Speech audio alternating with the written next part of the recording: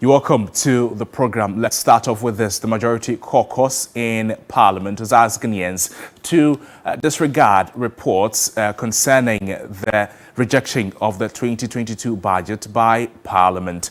Now, according to the minority in a statement, the action by the Speaker is illegal and must be treated with the contempt it deserves. A statement from the majority said the act of the minority and the decision of the Speaker to endorse it constitute an unconstitutionality and an illegality and should be disregarded as same as void and of no effect whatsoever. The statement continues to say that the majority assures the good people of Ghana of their resolute willingness to ensure that the 1992 Constitution is respected to the latter by the Speaker, Gbagben, and the minority. This follows disagreement over a directive by the Speaker of Parliament, Gbagben, for non-MPs to vacate the chamber following a request for a division. After voice votes in the House, Deputy Majority Leader Alexander Payne-Marking challenged the Speaker's interpretation of the voice votes and called for the division. The majority in the statement argued that the action of the minority and the Speaker of Parliament breaches provisions of the Constitution and standing orders of the House.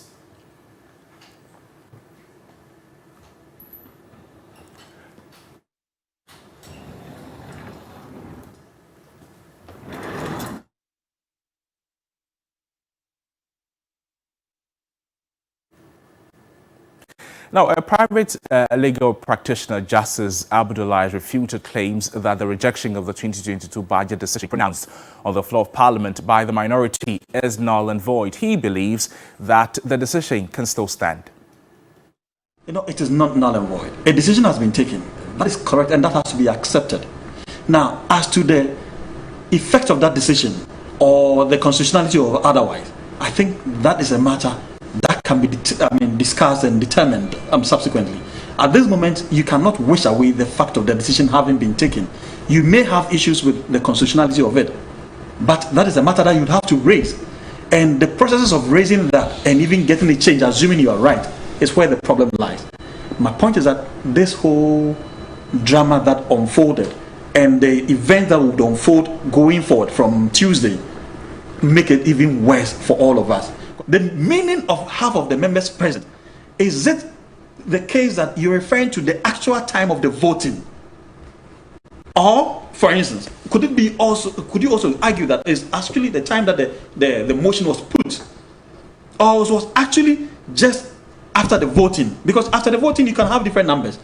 It is very difficult, Jiva, let me be honest with you on this, that a person who was signed in as president, who was seen in the House of Parliament, captured on video and everything else, but decided for whatever reason to walk out at the time the voting was taking place, to say that that person wasn't present. They probably didn't take part in the voting. That I agree. But would your absence from voting amount to not being present? I don't think that's a yes. Well, as we wait for the showdown on Tuesday between the majority and minority members of Parliament, our parliamentary correspondent, Komla Kluche, has joined us in the studio for a conversation on the back of what happened in Parliament yesterday. Komla, you're welcome. Paint a picture for us on what happened yesterday before the votes. Okay, so let me start it from where the House got delayed from the normal time that the House sits. The House was supposed to sit at 10 a.m. We got there minutes before the 10 a.m. We realized, or we heard that the two caucuses, that's both the majority and the minority, have been in their caucus meetings. But shortly after that, we saw the minority guys walked into the chamber in their numbers, almost all of them. Then when it was midday, just about 7 minutes after midday, then the Ningo Prampram MP came and held a press conference where he was asking the whereabouts of the majority members. This was at 12, and mind you, the House was supposed to start at 10 a.m. But they had not reported. We picked up indications that they were also in a caucus meeting at the time. But shortly after Sam George had addressed the press, then the majority chief whip, Frank Anodompre, came and then responded to the press conference by the minority and stated that yes, they had sought audience with the speaker for the caucus meeting, which they were going through at the time, which was delaying which proceedings, was what was delaying the proceedings. Then around 1:15 thereabout, the speaker walks into the chamber and then realizes that the majority side was not there. Then the speaker took a 30-minute suspension, and the 30-minute suspension spanned well over 2 hours. Speaker returned again. By the time he returned, now the majority members had come into the chamber. So we're looking at around 3 p.m.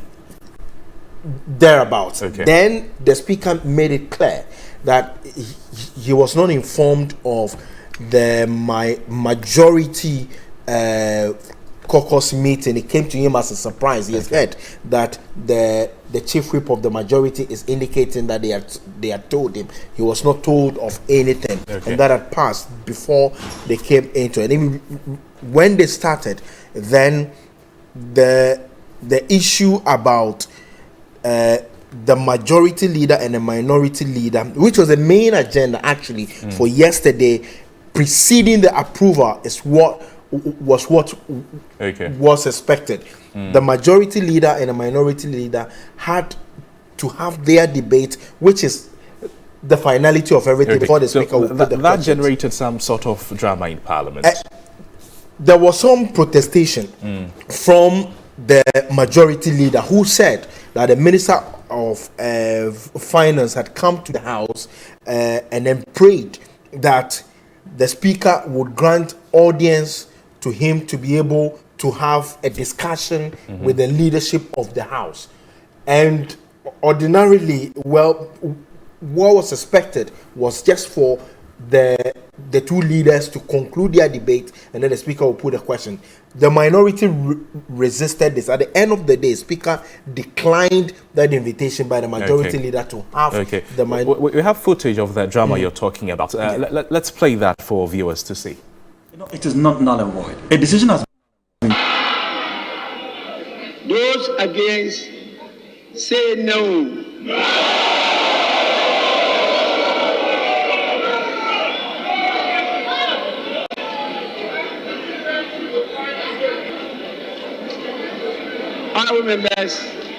Honorable members, I think the noes have it.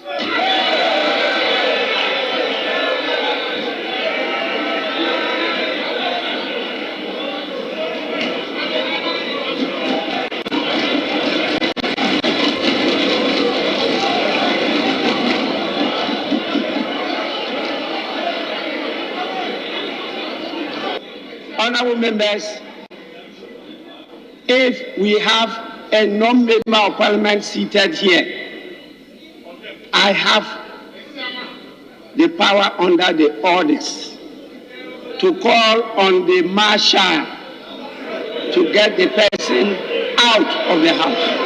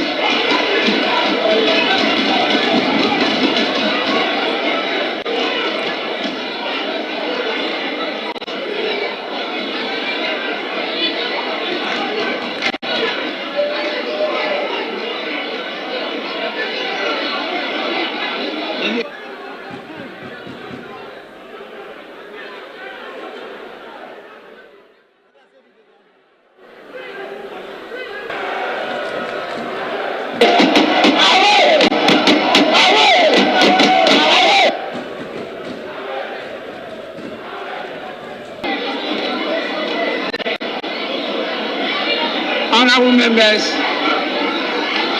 Honorable members,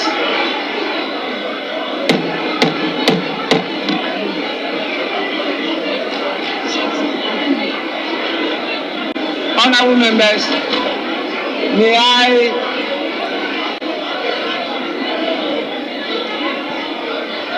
honorable members resume your seats.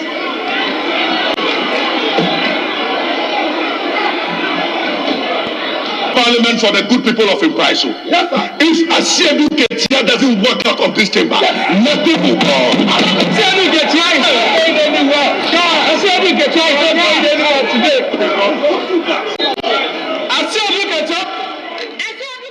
So those were some sights and scenes from Parliament yesterday. Komla Kluche is still here with me. Komla, so after the Speaker asked that non-members should leave the floor, the majority also wanted Asiedu Ketia to leave the gallery of Parliament. What other demands did the Deputy Leader make?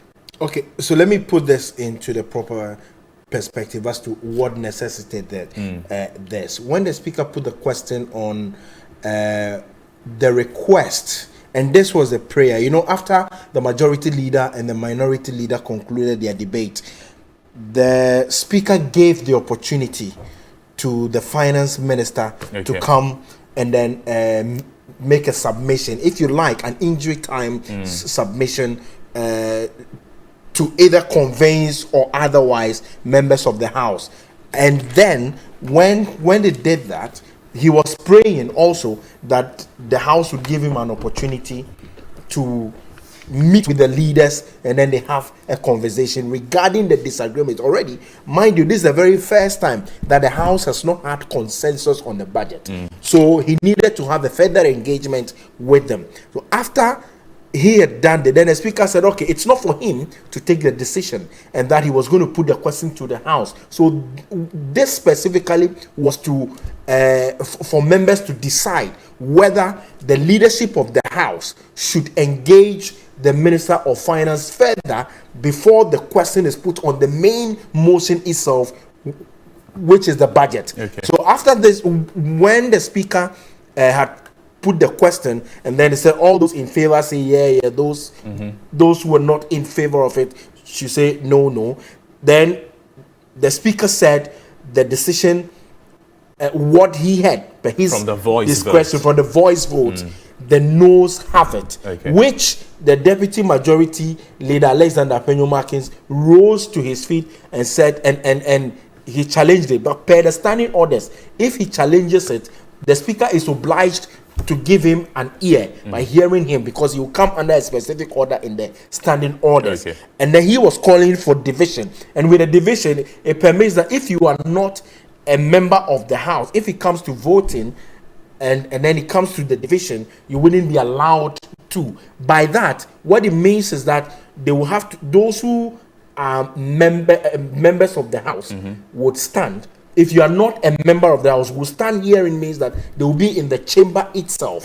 But if you are not, then the Speaker would either ask you to walk out. The Speaker's justification is that his orders was for any member hearing the Minister of Finance, his Minister of State responsible for finance, to move out of the chamber, which the majority was resisting and said, no, if you are asking our people to go, then Johnson Asiedu Ketia, who is the General Secretary of the NDC and also a board member of the Parliamentary Service Board, should also walk out. But he was at the public gallery, and this was what infuriated them and then caused the whole issue. And then they staged the walkout. Let's again listen to the Speaker's question on the voice vote that necessitated the reaction from the Deputy Majority Leader Alexander Penyo-Markins. Ordinarily, as Speaker, it is my duty to put the question on the motion. But you may recall that the Honourable Majority Leader had earlier on put in a request for the Minister of Finance to make a prayer, which request I put before the House. Given where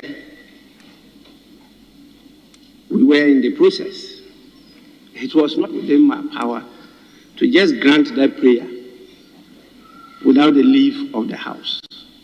and it is that leave I was seeking. Seeking the leave of the House has resulted in the disorder we just witnessed. And so I kept on trying to get them to understand that they should pass their concerns to their leaders so that give the opportunity for the leaders to articulate why there was that disorder in that part of the House. I did not get it until they started moving out. And later, a paper was passed on to me that they were insisting that the General Secretary of the NDC should leave the public gallery before the question is put. This is where we are now. I wasn't even given the opportunity to decide whether to let him be at the public gallery or not. I wasn't given that opportunity, and they walked out. So this is the stage we have reached. And the question is whether we should proceed now. As you know, for more time to do consultation with leaders of the House, and therefore not to put the question today, those in favor of that request, please stand out and be counted.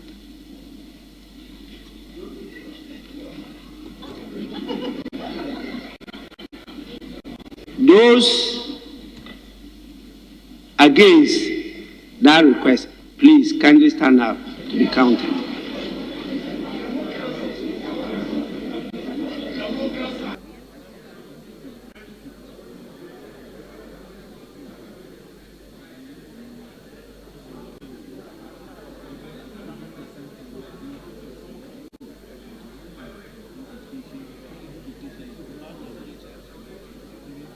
So the noes have it, and the request is accordingly lost. Those in favor of the approval of motion number 11 on the order paper, who says, and I read, that this Honorable House approves the budget statement and economic policy of the government for the year ending 31st December 2022. Those in favor of the motion say aye. Those against the motion say no.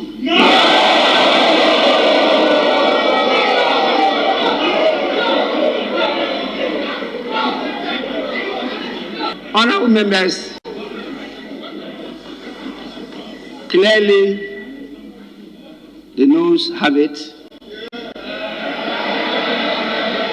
The motion is approved. Well, this sets the stage for interesting happenings on Tuesday and the coming days on the 2022 budget presented by the Finance Minister. Komla, explain briefly to us the dynamics we saw in the video we just watched. Okay, so with this one, the Speaker called for a first vote, and this was just after the majority had staged a walkout, and this, mind you, was based on the prayer by the Minister of Finance to have a further engagement with the leadership, what I termed in my own as an injury time engagement, right. Yes, which the House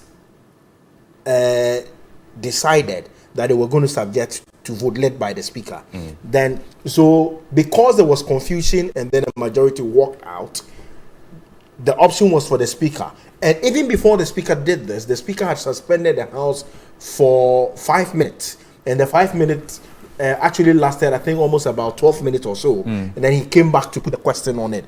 He spoke extensively as to how he disagreed with a lot of things, but then he put the question finally. When he did, he said he wanted it to be captured in the records, because Parliament is a house of records, so that it is not challenged by voice vote stuff. So he asked them, if you are not in favor of the request by the Finance Minister to have the further engagement, stand up. So all the minority members stood up, and the Speaker asked the table officers, the clerks, to count all of them. When they counted, the record that was given to the Speaker was 137. Okay. That was how come he came to the conclusion that the request by the finance minister has been shut down. Then he proceeded now to the main subject matter, which is the motion on government's 2022 fiscal policy document, which he put the question. When he put the question that those in favor of the budget should say aye, there was a dead silence on that because side. there was nobody there. There was nobody there. Then those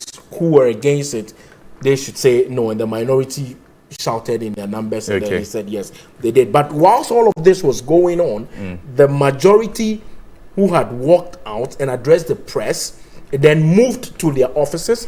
They actually gathered in one of the leaders' office, and they were monitoring everything. Held another press conference, and this, they responded to the specific orders that the speaker based his actions on, and then said that all that the speaker did was null and void. Let's hear Oseichi Mensah Bonsu speak extensively on this one. A prayer by a minister to withdraw a document or to be allowed to state a position is denied by the speaker. By this resort, that okay, I will not pronounce on it, let me put it to vote. It's not happened before. We are all living witnesses in this house. When has this happened? Be that as it may, he went ahead, did what he did in absence because we were not in the chamber. And then went ahead to state that the motion on the budget, as moved by the Minister of Finance on Wednesday, the 17th of November, is lost. That whole procedure was unconstitutional. As far as we are concerned, it's null and void. There's no binding effect on anybody.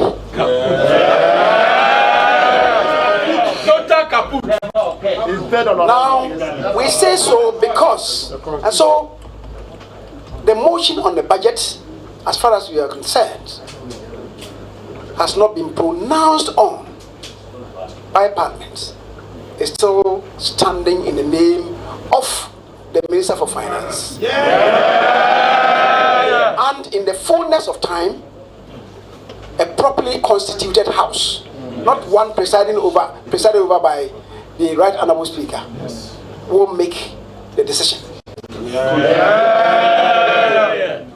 Now, out of mischief, the Speaker quoted Article 102 of the Constitution that, and I quote, a quorum of Parliament, apart from the person presiding, shall be 1/3 of all members of Parliament. He was right.